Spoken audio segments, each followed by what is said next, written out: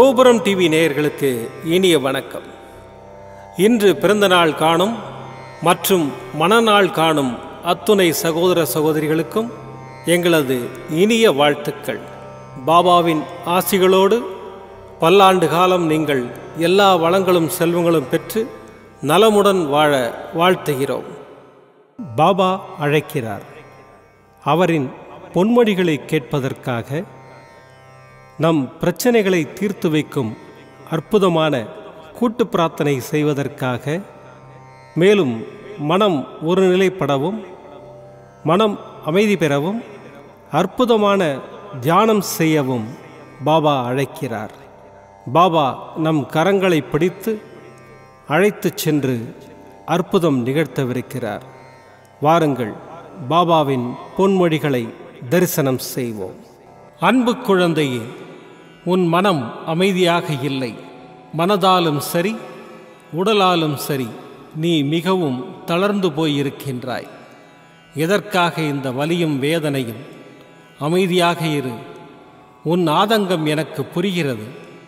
உன் மனதின் வலி எனக்கு புரிகிறது. அதை சரி செய்ய நான் இருக்கிறேன். எதிலும் விரைந்து முடிவெடுக்கும் நீ இன்று எனக்காக, என் உத்தரவிற்காக காத்து கொண்டிருக்கிறாய். விரைவில் உனக்கான தீர்வை தருகின்றேன்.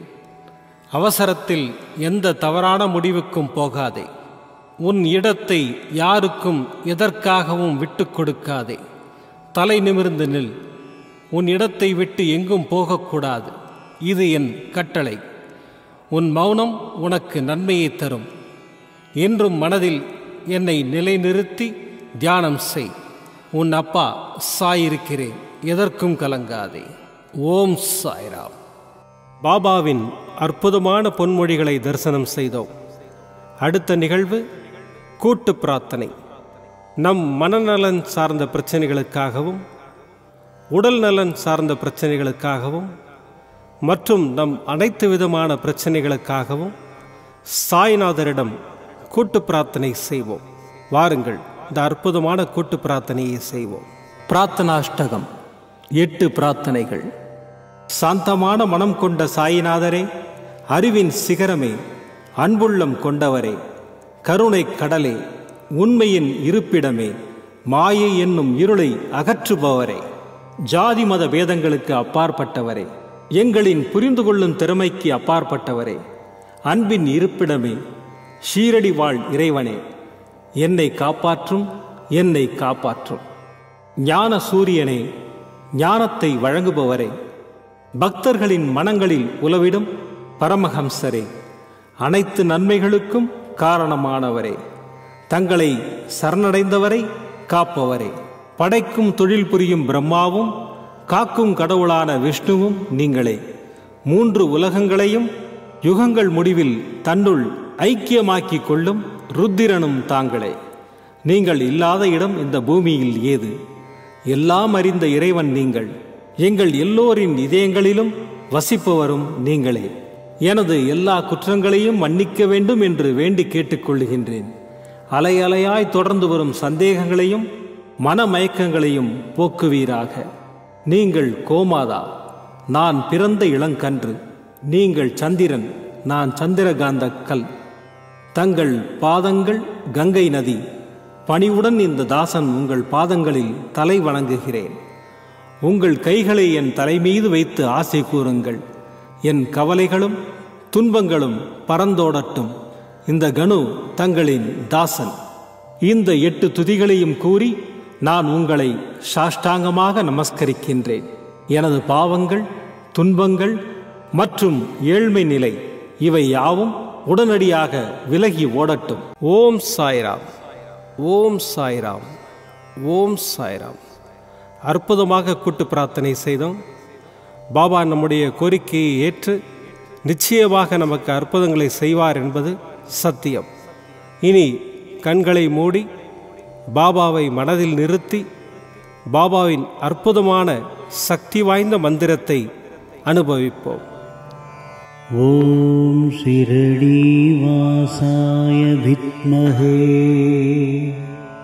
सच्चिदानन्दाय धीमहि तन्नो साई प्रचोदयात्। ॐ शिरडीवासाय विद्महे सच्चिदानन्दाय धीमहि तन्नो साई प्रचोदयात्। ॐ शिरडीवासाय विद्महे सच्चिदानन्दाय धीमहि तन्नो साई प्रचोदयात्। ॐ शिरडीवासाय विद्महे सच्चिदानन्दाय धीमहि तन्नो साई प्रचोदयात्। ॐ शिरडीवासाय विद्महे सच्चिदानन्दाय धीमहि तन्नो साई प्रचोदयात्। ॐ शिरडीवासाय विद्महे सच्चिदानन्दाय धीमहि तन्नो साई प्रचोदयात्। ॐ शिरडीवासाय विद्महे सच्चिदानन्दाय धीमहि तन्नो साई प्रचोदयात्। ॐ शिरडीवासाय विद्महे सच्चिदानन्दाय धीमहि तन्नो साई प्रचोदयात्। ॐ शिरडीवासाय विद्महे सच्चिदानन्दाय धीमहि तन्नो साई प्रचोदयात्। ॐ शिरडीवासाय विद्महे सच्चिदानन्दाय धीमहि तन्नो साई प्रचोदयात्। ॐ शिरडीवासाय विद्महे सच्चिदानन्दाय धीमहि तन्नो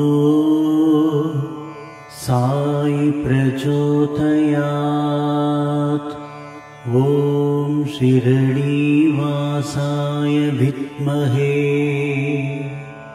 सच्चिदानन्दाय धीमहि तन्नो साई प्रचोदयात्। ॐ शिरडीवासाय विद्महे सच्चिदानन्दाय धीमहि तन्नो साई प्रचोदयात्। ॐ शिरडीवासाय विद्महे सच्चिदानन्दाय धीमहि तन्नो साई प्रचोदयात्।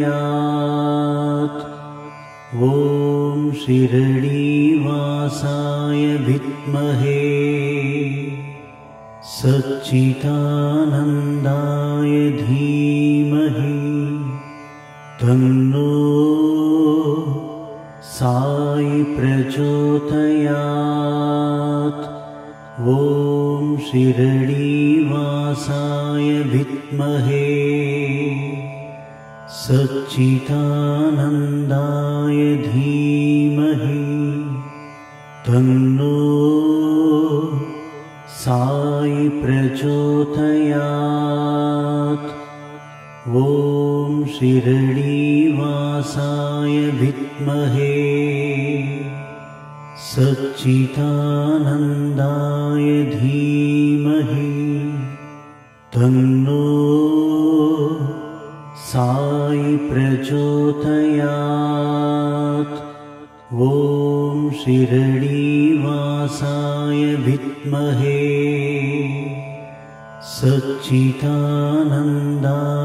धीमहि तन्नो साई प्रचोदयात्। ॐ शिरडीवासाय विद्महे सच्चिदानन्दाय धीमहि तन्नो साई प्रचोदयात्। ॐ शिरडीवासाय विद्महे सच्चिदानन्दाय धीमहि तन्नो साई प्रचोदयात्। ॐ शिरडीवासाय विद्महे सच्चिदानन्दाय धीमहि तन्नो साई प्रचोदयात्। ॐ शिरडीवासाय विद्महे सच्चिदानन्दाय धीमहि तन्नो साई प्रचोदयात्।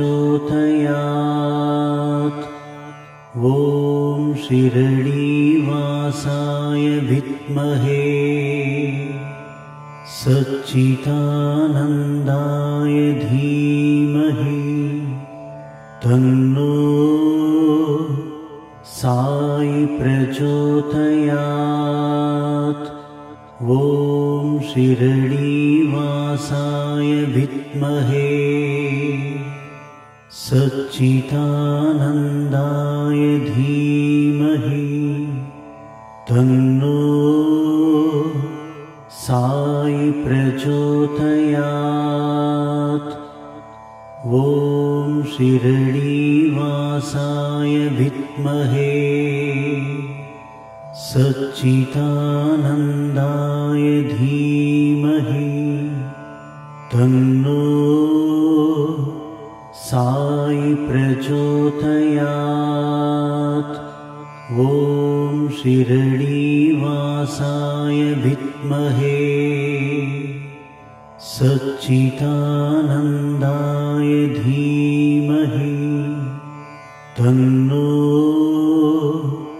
साई प्रचोदयात्। ॐ शिरडीवासाय विद्महे सच्चिदानन्दाय धीमहि तन्नो साई प्रचोदयात्। ॐ शिरडीवासाय विद्महे सच्चिदानन्दाय धीमहि तन्नो साई प्रचोदयात्। ॐ शिरडीवासाय विद्महे सच्चिदानन्दाय धीमहि तन्नो साई प्रचोदयात्। ॐ शिरडीवासाय विद्महे सच्चिदानन्दाय धीमहि तन्नो साई प्रचोदयात्। ॐ शिरडीवासाय विद्महे सच्चिदानन्दाय धीमहि तन्नो साई प्रचोदयात्। ॐ शिरडीवासाय विद्महे सच्चिदानन्दाय धीमहि तन्नो साई प्रचोदयात्। மீண்டும் நாளை காலை இந்த அற்புதமான பாபா அழைக்கிறார் நிகழ்ச்சியில் சந்திப்போம். நன்றி, வணக்கம். விதம் விதமான பக்தி நிகழ்ச்சிகளை உங்களுக்காக தந்து கொண்டிருக்கிறது உங்கள் கோபுரம் டிவி. உங்களுக்கு பிடித்த நிகழ்ச்சிகளை லைக் செய்யுங்கள், உங்களுக்கு பிடித்த மாணவர்களுக்கு ஷேர் செய்யுங்கள். மேலும் சப்ஸ்கிரைப் செய்வதோடு மட்டுமல்லாது அருகில் இருக்கும் பெல் பட்டனை கிளிக் செய்து கோபுரம் டிவி நிகழ்ச்சிகளை உடனுக்குடன் தெரிந்து கொள்ளுங்கள். மற்றும் ஒரு மகிழ்ச்சியான செய்தி, கோபுரம் டிவி ஆப்பை கூகுள் பிளே ஸ்டோரில் ஃப்ரீ டவுன்லோட் செய்து கோபுரம் டிவி நிகழ்ச்சிகளை தொடர்ந்து கண்டுகளியுங்கள், பாருங்கள், ரசியுங்கள், பரவசமடையுங்கள். gopuramtv.com பக்தி பக்திமயம்.